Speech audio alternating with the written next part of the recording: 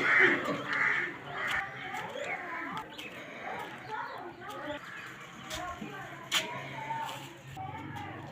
और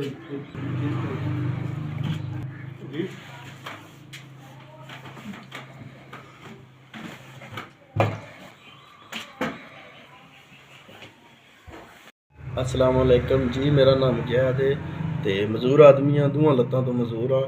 अगे यह मशीन तुसा मैं लैके दी है लैंक मोशन 7 महीने पहले तुसा मैंने मशीन लैके दी है। उस टाइम मैं काम करता रहा कारागरी ते हुण मैं कारागरी का काम छड़ दिता है। यह रिहायश मैंने मिली है तो इत्थे पिंड विच ही बेंदा बंदा लैके दी है। कोई 5-7 साल वास्ते ना रिहायश लैके दी ने ते आ दुकान भी नाल है।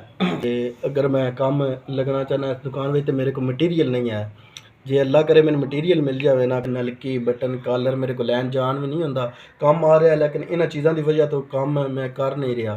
जे अगर बुकरम नलकी कॉलर बटन मैंने मिल जाना तो अच्छे तरीके नाल काम मेरा चल सकता है माशाअल्लाह। अल्लाह दे गुना काम हम अच्छा फिर आ जाओ।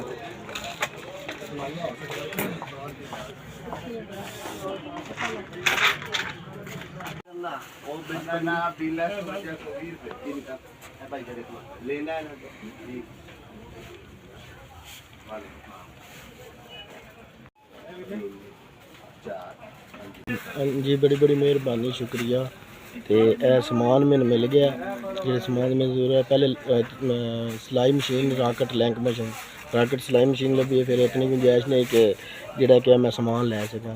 बहुत मेहरबानी शुक्रिया जी। 8,000 रुपये का समान है सारा बनया। तो यह 2,000 रुपया नकदी मैं रखा है कि जिदे मतलब काउंटर का कपड़ा लेना है, वह कोई काउंटर का थोड़ा बड़ा काम कराने वाला कैंचियाँ शैंची लवाने वाली है। इस वास्ते 2,000 रुपया नकदी रखे। 8,000 का समान सारा जो मैंने जरूरत मुताबिक है वो सारा मैं ले लिया। बहुत मेहरबानी शुक्रिया। अल्लाह पाक से तंदुरुस्ती दे तुहाडे ये मेरी मदद की कबूल करे अल्लाह पाक अपनी बारगाह दे विच। बहुत मेहरबानी शुक्रिया।